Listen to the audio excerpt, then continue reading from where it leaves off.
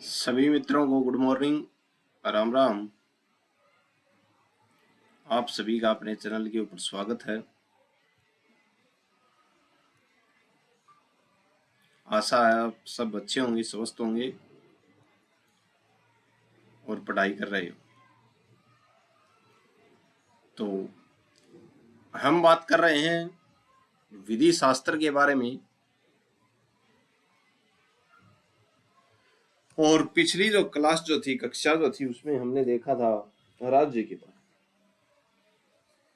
में। आज उसी से आगे हम बात करेंगे कि राज्य की उत्पत्ति कैसे हुई, उसके बारे में हम चर्चा करेंगे।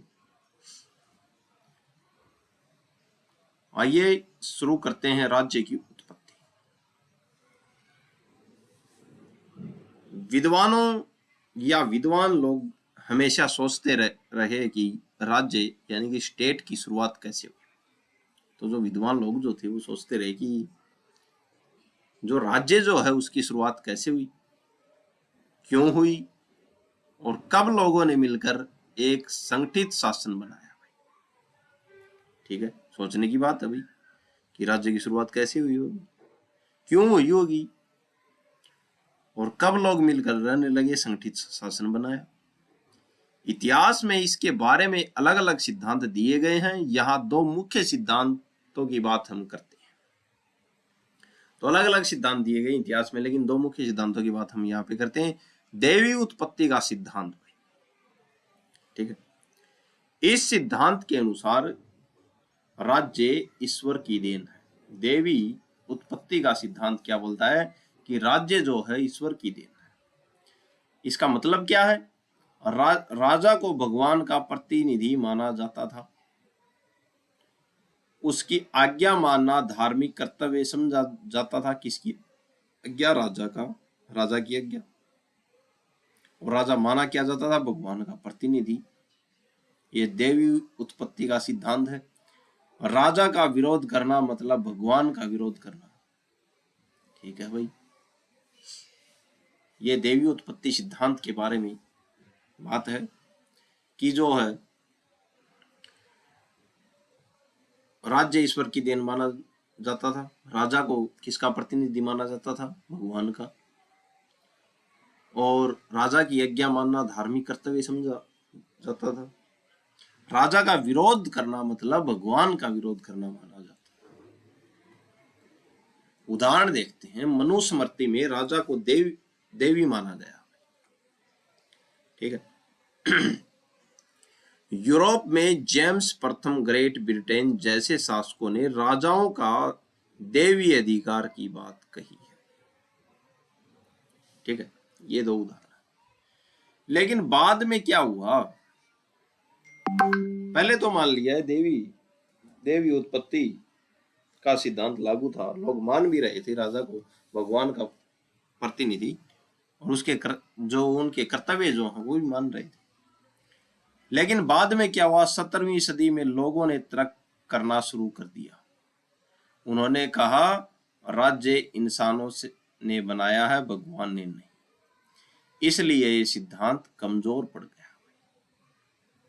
ठीक है, तो देवी जो सिद्धांत जो था ये कमजोर पड़ गया 17वीं सदी में, क्योंकि लोग तर्क करने लगे कि राज्य इंसानों ने बनाया, भगवान ने। आगे बात करते हैं। अब बात आती बल का सिद्धांत।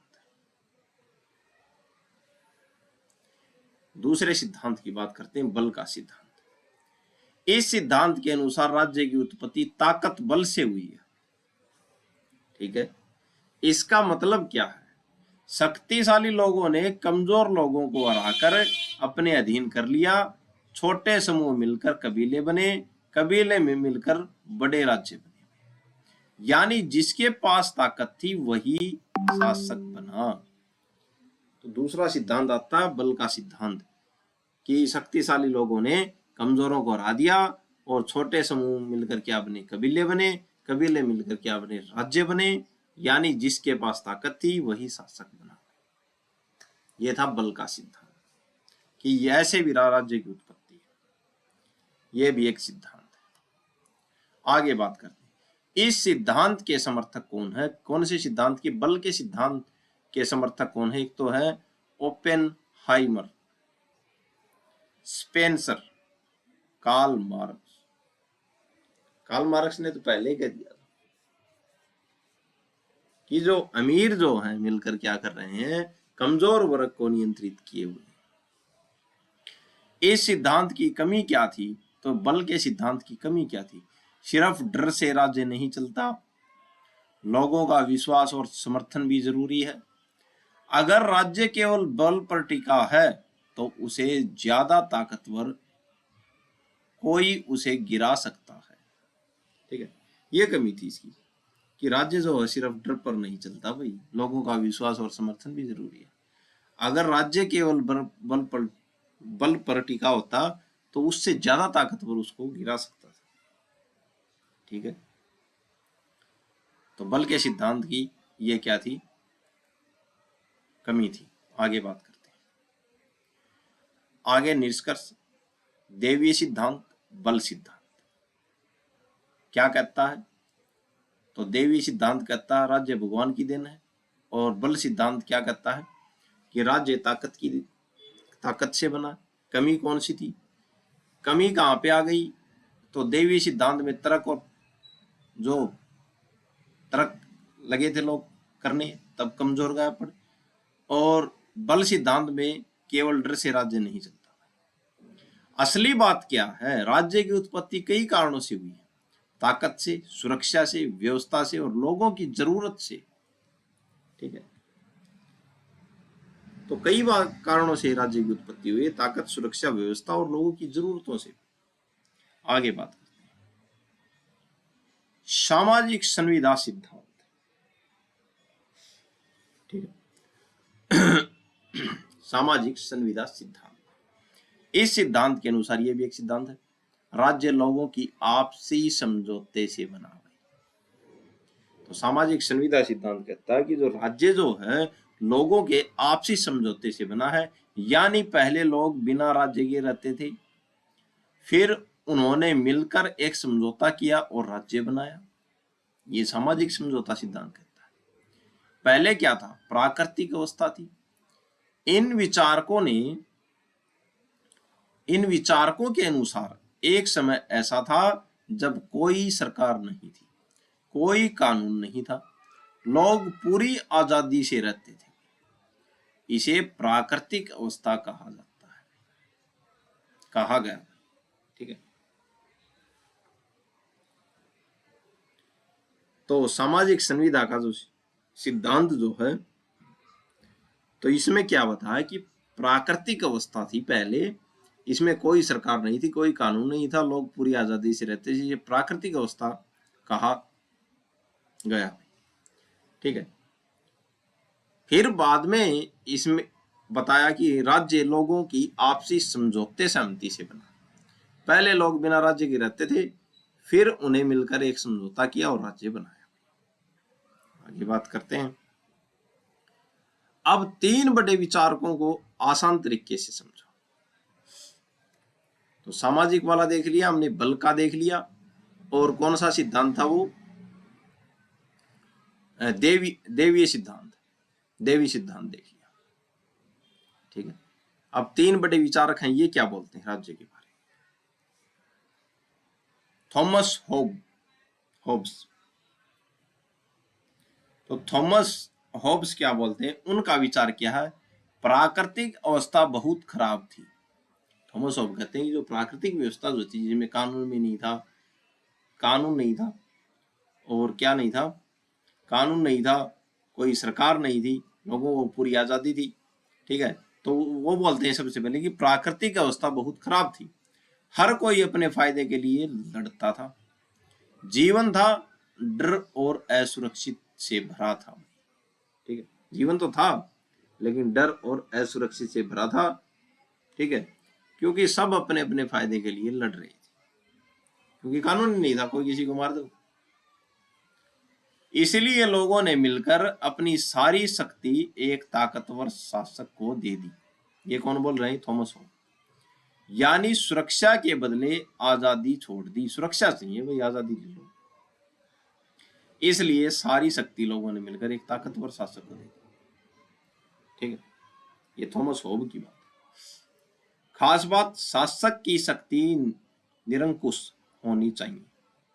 ठीक है, जनता शासक को नहीं हटा सकती भाई। ठीक है, यानी शासक की शक्ति, तो एक शासक को जो शक्तियां दे दी, ताकत दे दी, तो शासक की शक्ति निरंकुश होनी चाहिए, जनता शासक को नहीं हटा सकती। आगे बात करते हैं। आगे बात बोलते हैं जॉन लॉक। ये हमने थॉमस होब की बात देखी, इन्होंने क्या बोला। अब बात करते हैं जॉन लॉक। जॉन लॉक क्या करते हैं? उनका विचार है कि प्राकृतिक अवस्था इतनी बुरी नहीं थी। होब्स तो बोल रहे थे प्राकृतिक अवस्था क्या थी, बुरी थी। ठीक है, खराब थी। लेकिन लोग बोल रहे हैं बुरी नहीं थी। लोग स्वतंत्र और बराबर थे, लेकिन अधिकार सुरक्षित नहीं थे। इन्होंने बोला जीवन सुरक्षित नहीं था, इन्होंने बोला अधिकार सुरक्षित नहीं थे। इसलिए लोगों ने दो समझौते किए, आपस में मिलकर समाज बनाया, फिर राज्य बनाया और उनके अधिकारों की रक्षा करी। जो उनके अधिकारों की क्या करे, रक्षा करे। कौन? राज्य। ये बात किसने की? लॉक ने की, जॉन लॉक ने। सबसे महत्वपूर्ण बात जॉन लॉक के विचारों में क्या थी? अगर राज्य जनता के हित में काम न करे तो जनता उसे हटा सकती है। ठीक है, राज्य जनता का क्या है? ट्रस्टी है। राज्य जनता का ट्रस्ट है, विश्वास है। यह बात किसने कही थी? जॉन लॉक ने। आगे बात करते हैं। आगे हैं जीन जैक्स रूसो। रूसो ने क्या विचार दिए राज्य के बारे में? उनका विचार था कि प्राकृतिक अवस्था अच्छी थी, और यही बात किसने कही थी? जॉन लॉक ने, कि इतनी बुरी नहीं थी। रूसो ने क्या कहा? अच्छी थी। समाज में असमानता आने की समस्या शुरू हो गई, लेकिन ये बोल रहे हैं कि लोग स्वतंत्र और बराबर थे। ये जो रूसो बोल रहे हैं कि स्वतंत्रता थी। स्वतंत्रता जो थी, असमानता आने की समस्या शुरू हो गई थी।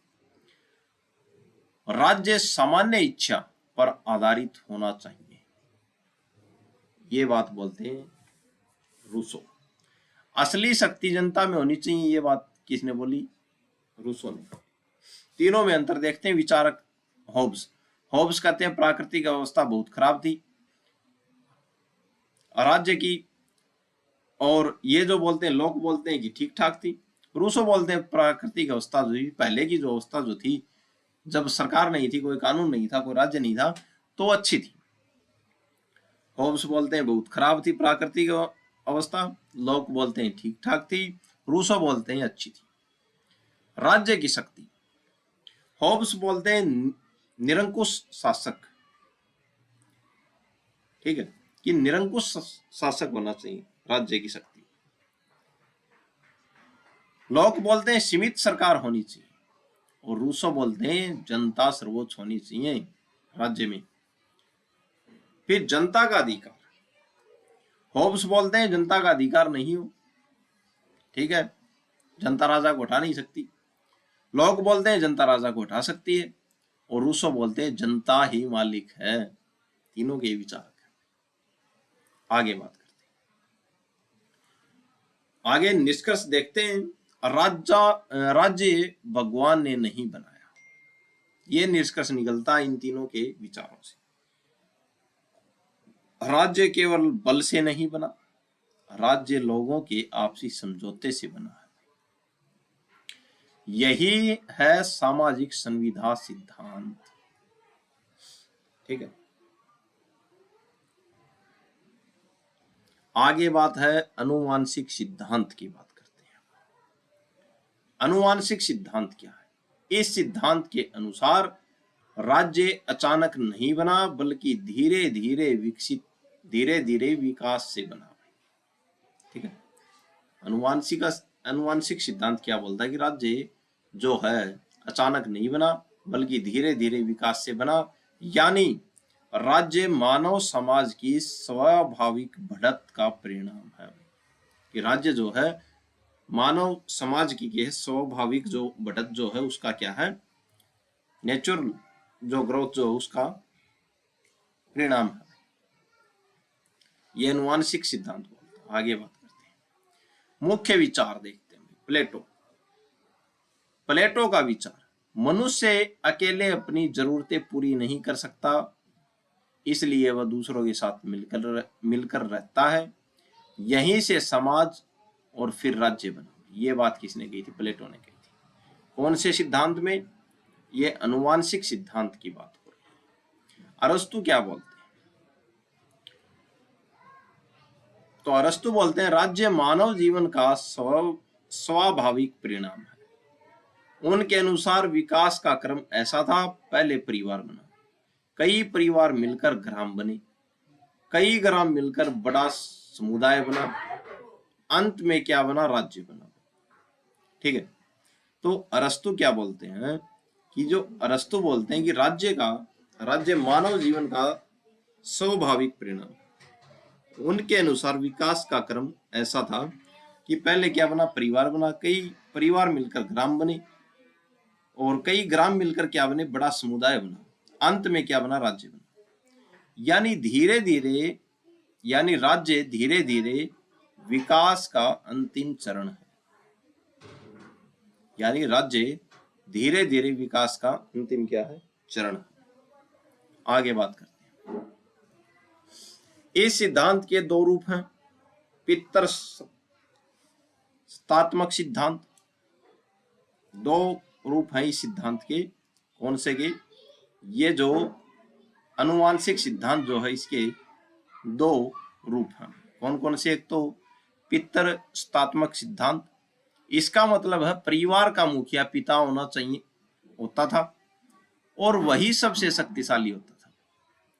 तो पितृसत्तात्मक जो है, इसमें क्या है कि परिवार का मुखिया कौन होगा? पिता होगा, और वही क्या होगा? सबसे शक्तिशाली था। मुख्य समर्थक जो है सर हेनरी मैन है इसके। जो पितृसत्तात्मक जो सिद्धांत है, इसके सर हेनरी मैन क्या है? इसके मुख्य समर्थक। इसका आसान मतलब क्या है? पहले समाज की कई व्यक्ति नहीं थे, पहले समाज की इकाई व्यक्ति नहीं बल्कि परिवार था। ठीक है। तो पितृसत्तात्मक जो सिद्धांत जो है, यानी कि अनुवांशिक सिद्धांत में पितृसत्तात्मक जो सिद्धांत जो है, इसका आसान मतलब की बात करें तो पहले समाज की इकाई व्यक्ति नहीं बल्कि परिवार था। परिवार में सबसे बुजुर्ग पुरुष का शासन चलता था, उसी की आज्ञा अंतिम होती। जो बुजुर्ग जो व्यक्ति परिवार में, उसका शासन चलता था और उसी की आज्ञा अंतिम होती थी। उसकी मृत्यु के बाद सत्ता उसके बड़े बेटे को मिलती थी। धीरे धीरे क्या हुआ? पहले परिवार बना, फिर कुनबा, फिर कबीला और फिर राज्य बना। ऐसे ये श्रृंखला बनी। किसमें? पितृसत्तात्मक में सिद्धांत में ये बात बताई गई। और सर हेनरी मैन इसके क्या है? मुख्य समर्थक है।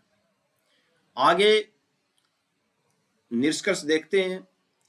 तो निष्कर्ष में हम बात करते हैं, यह राज्य भगवान से नहीं बना, राज्य केवल बल से नहीं बना, राज्य समझौते से भी नहीं बना, बल्कि राज्य धीरे धीरे परिवार के विकास से बना। पहले बोल रहे थे राज्य भगवान से बना, वो भी विखंडित हो गया।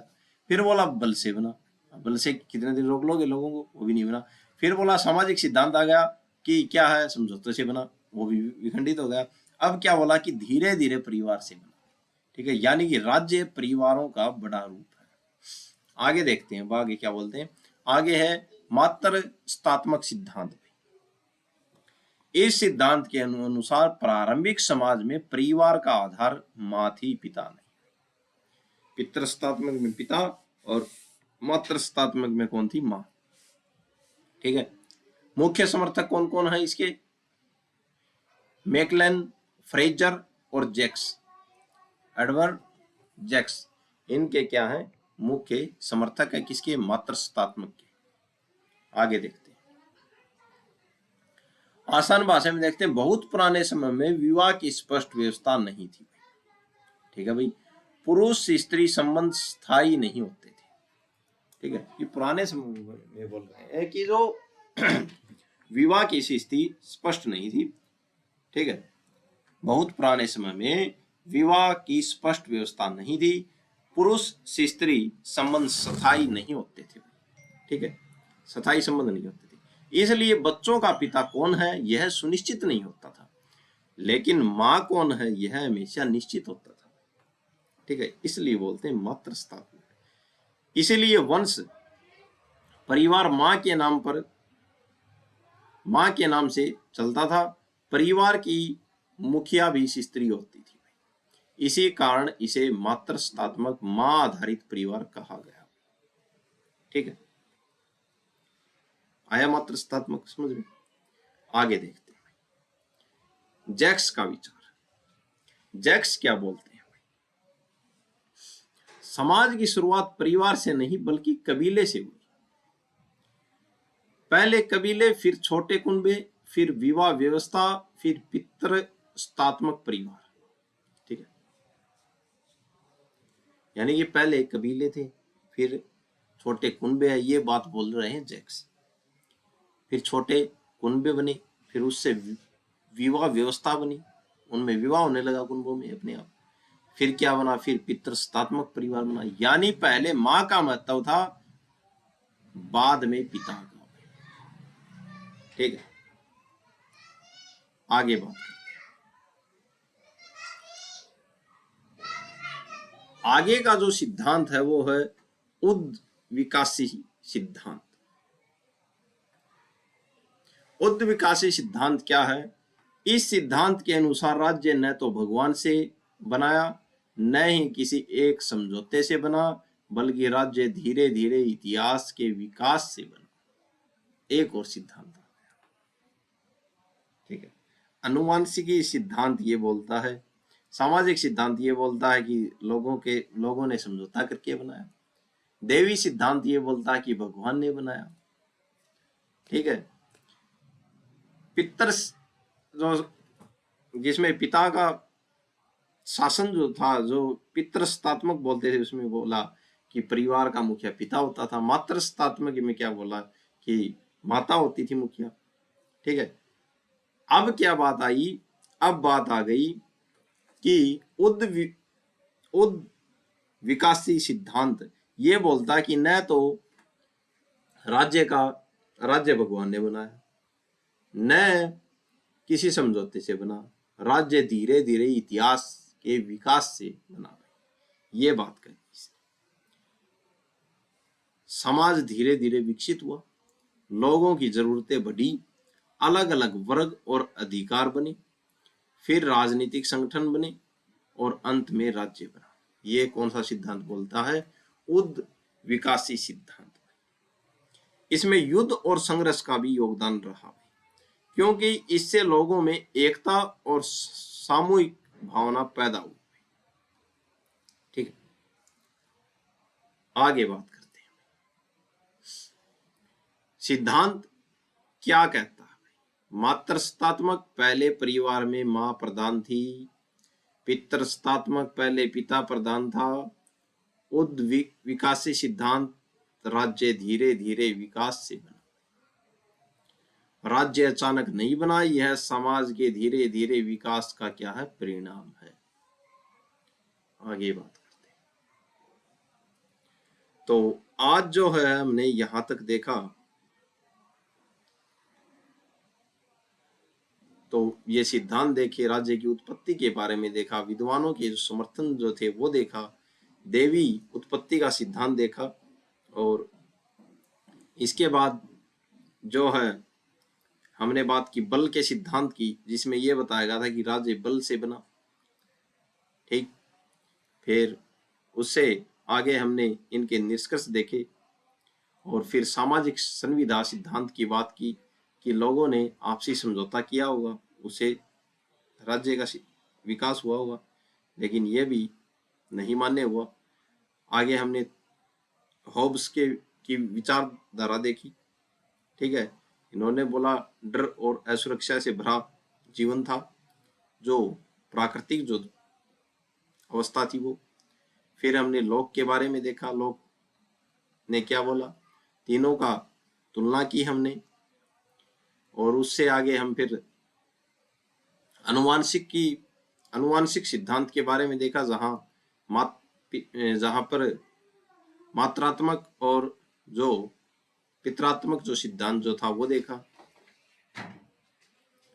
ठीक है, और फिर हमने अंतिम में जो है वो बात की उद विकासी सिद्धांत के बारे में, जहां ये बताया गया कि राज्य धीरे धीरे इतिहास के विकास। तो आज के लिए इतना ही। आशा है आपको समझ में आया होगा। चैनल को लाइक करें, सब्सक्राइब करें, शेयर करें, ज्यादा से ज्यादा संख्या हो वहां तक पहुंचाने की कोशिश करें। धन्यवाद।